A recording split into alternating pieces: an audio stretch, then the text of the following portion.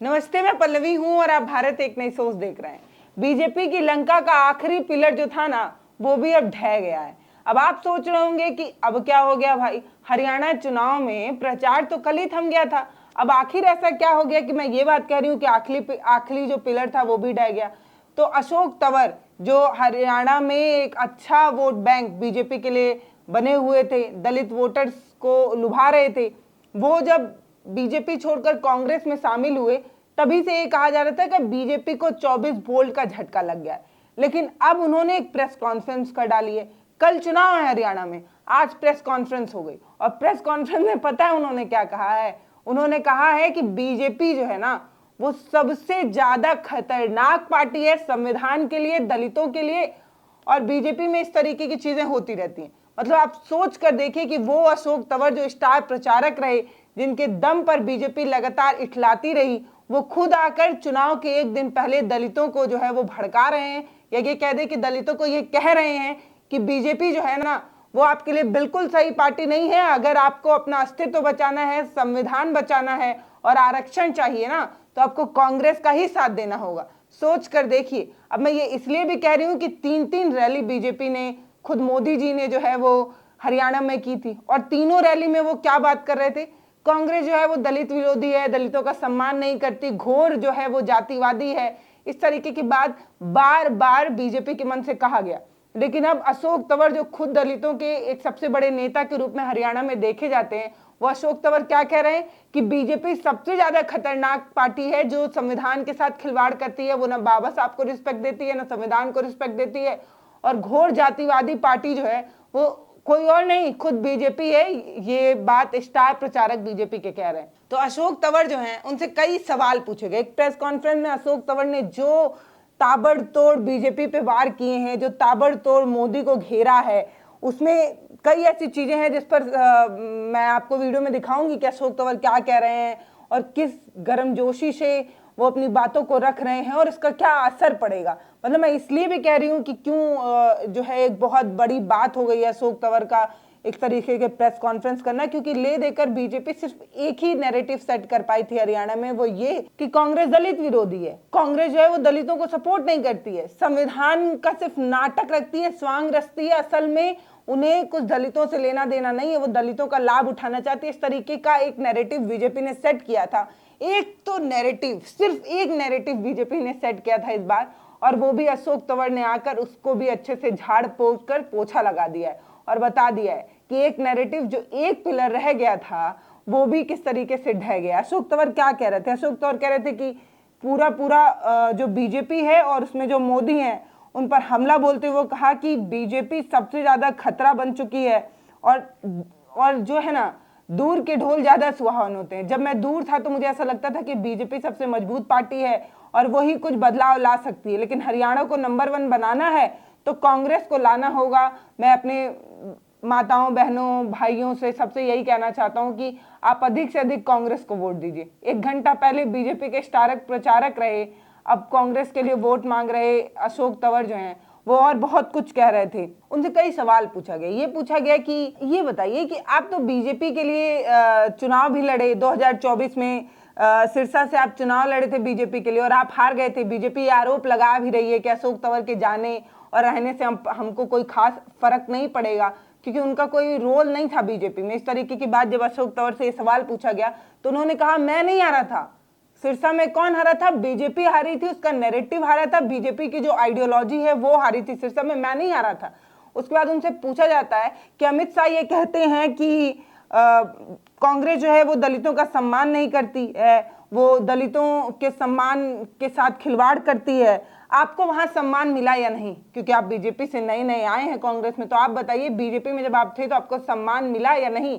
इसका जवाब अशोक तंवर ने कितना अच्छे तरीके से दिया। उन्होंने कहा कि अगर सम्मान मिला होता तो यहाँ क्यों आते? अगर सम्मान बीजेपी में मिल गया होता तो यहाँ आने की जरूरत नहीं पड़ती। वो कहते हैं कि संविधान को अगर बेहतरीन तरीके से चलाना है, संविधान की रक्षा करनी है और संविधान का अधिकार अगर बचाना है तो कांग्रेस को ही वोट देना चाहिए, क्योंकि बीजेपी जो है वो संविधान से वो सब कुछ छीनना चाहती है और संविधान की बेकदरी करती है, संविधान का बिल्कुल जो है उसे समझ नहीं है। इस तरीके की बात सीधे सीधे बीजेपी को निशाना साधते हुए अशोक तंवर कह देते हैं। अब सोच कर देखिए कि एक नैरेटिव जो दलितों को, जो SC/ST थे, उनको अपनी तरफ खींचने के लिए बीजेपी ने सेट किया था, चुनाव के ठीक एक दिन पहले अशोक तंवर का ये कहना एक बहुत बड़ी बात हो जाती है। वो यहाँ तक कि पहले जब प्रेस कॉन्फ्रेंस शुरू करते हैं तो वो अभी मैं एक इम्पॉर्टेंट सवाल भी बताऊंगी। एक इम्पॉर्टेंट सवाल उनसे पूछा गया था कि अब क्या गारंटी है कि आप कांग्रेस में आ गए हैं तो अगले चुनाव में आप बीजेपी पे नहीं चले जाएंगे। उसका जवाब भी उन्होंने क्या दिया वो मैं आपको बताऊंगी, लेकिन मैं बताती हूँ कि जब प्रेस कॉन्फ्रेंस शुरू हुई थी तो अशोक तंवर जो है वो पहले माता बहनों का सम्मान करते हुए, उनको नमस्ते उमस्ते करते हुए जो है वो अपनी बात शुरू करते हैं और कहते हैं कि मेरी राजनीतिक शुरुआत जो हुई थी वो कांग्रेस से हुई थी। मतलब कांग्रेस के झंडे तले ही मुझे जो पहचान मिली, जो मान सम्मान मिला, जो मेरी प्रगति हुई, उसी की वजह से कोई पार्टी मुझे अपने साथ रखना भी चाहती है। मेरा जो भी अस्तित्व है, मेरी जो भी पहचान है वो कांग्रेस की वजह से है और कांग्रेस ने ही मुझे यहाँ तक पहुंचाया है। और आज मैं जब कुछ हो गया हूँ, कुछ काबिल हो गया हूँ, तो मुझे कोई पार्टी अपने साथ लेना चाहती है, उसका पूरा श्रेय जो है वो कांग्रेस को जाता है। इस तरीके की चीज जो है वो अशोक तंवर कांग्रेस के लिए कह रहे थे। कल तक जो ये कहते नजर आए थे कि कांग्रेस जो है, कांग्रेस में उनको सम्मान नहीं मिला था तो वो बीजेपी में चले गए थे, अब उनको बीजेपी में फिर से सम्मान नहीं मिला तो अब वो कांग्रेस में आ गए हैं। छात्र नेता के रूप में मेरी शुरुआत हुई, इस तरीके की बात कहते हैं वो। उसके बाद वो कहते हैं कि बीजेपी का एक ही माइंडसेट है, एक ही आइडियोलॉजी है। पहले वो धर्म के आधार पर लड़ाती है, फिर जाति के आधार पर लड़ाती है। पहले जाति का सहारा लेती है, धर्म का सहारा लेती है और हमें बांटने की कोशिश करती है, हमें आपस में लड़ाती है। इस तरीके की बात, अंदर की बात जो है वो कहीं ना कहीं अशोक तंवर मंच पर आकर बता रहे हैं। बीजेपी की आइडियोलॉजी कैसे काम करती है वो अशोक तंवर ने बताया है, वीडियो में आपको आगे देखने को मिलेगा। फिर वो कहते हैं कि जहां जाति से काम चल जाता है वहां जाति से काम चला लेते हैं, जहां धर्म से काम चलता है वहां धर्म से काम चलाते हैं। पहले ये धर्म के आधार पर लड़ाते हैं, हिंदू मुस्लिम बनाकर लड़ाते हैं, और जब उससे काम नहीं चल पाता तो ये जाति के आधार पर लड़ाने लगते हैं। स्वर्ण और दलित की लड़ाई लड़ाएंगे, पिछड़ा और अगड़े की लड़ाई लड़ाएंगे। ये काम जो है वो, ये आइडियोलॉजी जो है वो बीजेपी की है। इस तरीके से कहीं ना कहीं अशोक तंवर ने बीजेपी के पूरी जो एक पूरा नैरेटिव जो बीजेपी किसी भी चुनाव में गढ़ती है, उसके स्टार प्रचारक रहकर उन्होंने, मुझे लगता है कि सीखा होगा, समझा होगा, और कहीं ना कहीं अब वो जो सोच समझ कर और सीख कर आए हैं वो पूरा कांग्रेस को लाभ पहुंचाएंगे। क्योंकि मतलब आप सोचिए कि किसी के घर में घुसकर, उसका सबसे वफादार बनकर, उसकी सारी चीजें सीख कर फिर आप उसी के अपोनेंट खड़े होकर उसी के लिए लड़ने लगे, तो सोचिए कि कितना ज्यादा आप उसको नुकसान पहुंचा सकते हैं, यानी कि बीजेपी को। लेकिन जिस तरीके का माहौल देखा पिछले कुछ महीने में, मैं समझता हूं कि बहुत से मुद्दे ऐसे हैं जिसको लेकर के आहत भी हुए, और जो एक बाबा साहब के प्रति, संविधान के प्रति जिस तरह की आस्था होनी चाहिए थी वो मुझे लगता है कि वहाँ नहीं है। और दूसरी तरफ राहुल गांधी जी देश के अंदर देश को जोड़ने के लिए बाबा साहब का दिया हुआ संविधान कैसे मजबूत हो, उसके माध्यम से लोगों को अधिकार कैसे मिले, आरक्षण कैसे जिन वर्गों के लिए, चाहे वो दलित हों, पिछड़े हों, उनको उसका संपूर्ण लाभ मिले और देश की तरक्की में, देश की खुशहाली में उनकी भी बड़ी भूमिका हो, ये हमेशा उन्होंने सपना देखा। जबकि भारतीय जनता पार्टी और जो आज दूसरे दल हैं वो हम सब देख भी रहे हैं कि किस तरीके से जाति का सहारा लेते हैं, धर्म का सहारा लेते हैं, लोगों को बांटने का काम करते हैं। और पिछले दिनों आपने, हमने सबने देखा कि किस तरीके से, चाहे वो भारत जोड़ो यात्रा हो, चाहे तमाम इस तरीके के कार्यक्रम जो कांग्रेस पार्टी ने चलाए, राहुल जी के नेतृत्व में, खड़गे जी के नेतृत्व में, सोनिया जी के नेतृत्व में, उसने पूरे देश को एक दिशा देने का काम किया। लोगों के अंदर विश्वास फिर जागृत हुआ कि ये देश और मजबूती से आगे बढ़ेगा जब कांग्रेस पार्टी देश के अंदर मजबूत होगी। और वो चुनाव लोकसभा के हुए, हमने नतीजा देखा, कांग्रेस ने अपनी टैली को डबल किया। राहुल जी को एक मजबूत नेतृत्व के रूप में आज पूरा देश चाहता भी है और मानता भी है।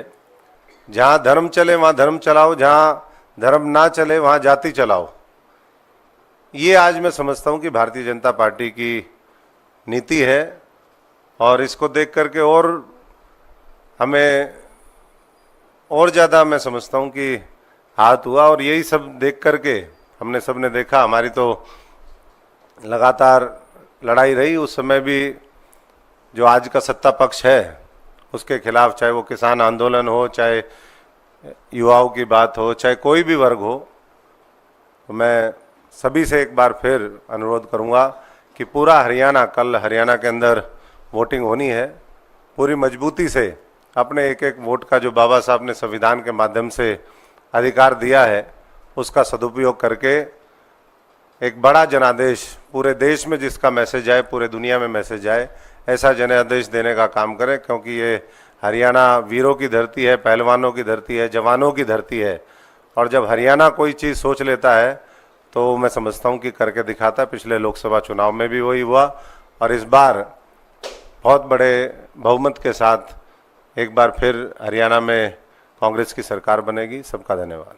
बाकी अशोक तंवर का कांग्रेस में आने को लेकर जो राजनीतिक पंडित हैं या जो राजनीतिक विशेषज्ञ हैं, वो उनका यही कहना है कि इस तरीके से एक बड़ा नेता जब किसी पार्टी से स्विप करता है, किसी पार्टी से दूसरे पार्टी की तरफ जाता है, तो उससे एक बड़ा वोट बैंक जो है वो कहीं ना कहीं शिफ्ट होता नजर आता है। और अशोक तंवर दलितों के बड़े नेता के रूप में देखे भी जाते हैं हरियाणा में।